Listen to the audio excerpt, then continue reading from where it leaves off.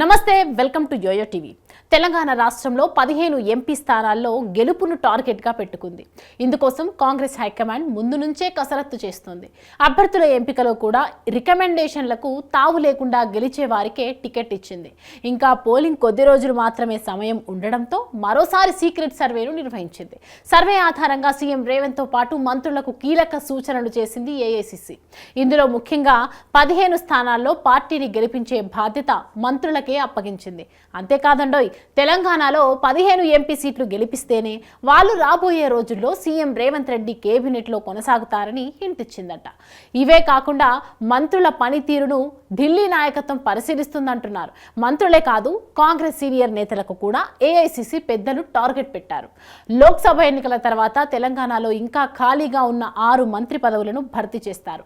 అందులో బెర్త్ దక్కించుకోవాలంటే ఇప్పుడు కాంగ్రెస్కి ఎంపీ సీట్లు గెలిపించే బాధ్యతను సీనియర్లు తీసుకోవాల్సిందే అని కాంగ్రెస్ హైకమాండ్ అంటోంది. తెలంగాణలో మొత్తం 17 లోక్సభ నియోజకవర్గాలుంటే రేవంత్ రెడ్డి, భట్టి విక్రమార్కకు తప్ప మిగతా మంత్రులందరికీ కూడా ఆయా నియోజకవర్గాల ఇన్ఛార్జ్ బాధ్యతలను అప్పగించారు. అంటే 10 మంది మంత్రులు 10 నియోజకవర్గాల్లో కాంగ్రెస్ ఎంపీ అభ్యర్థులను గెలిపించే బాధ్యతలను తీసుకోవాలి. ఇంకా మిగిలిన 7 ఎంపీ సీట్లలో కాంగ్రెస్ సీనియర్లకు ఇన్ఛార్జ్ బాధ్యతలు ఇచ్చారు. మొదట్లో సీఎం రేవంత్కి చేవెళ్ల, మహబూబ్ నగర్, అలాగే భట్టికి సికింద్రాబాద్ బాధ్యతలు అప్పగించింది. ఆ తర్వాత మార్చి చివరి వారంలో వాళ్ళ పేర్లను ఇన్ఛార్జ్ లిస్టు నుంచి తీసేసింది. మే 13న తెలంగాణలో లోక్సభ ఎన్నికలు జరుగుతాయి.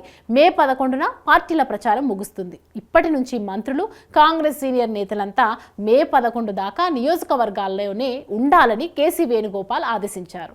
ప్రచారం, బహిరంగ సభలు, రోడ్ షోలు, నాయకులందరినీ కలుపుకుపోవడం, పోల్ మేనేజ్మెంట్ బాధ్యతలను లోక్సభ నియోజకవర్గాల ఇన్ఛార్జిగా ఉన్న మంత్రులు, సీనియర్ లీడర్లే చూసుకోవాలి. రాత్రిళ్లు నియోజకవర్గాల్లోనే బస చేయాలి.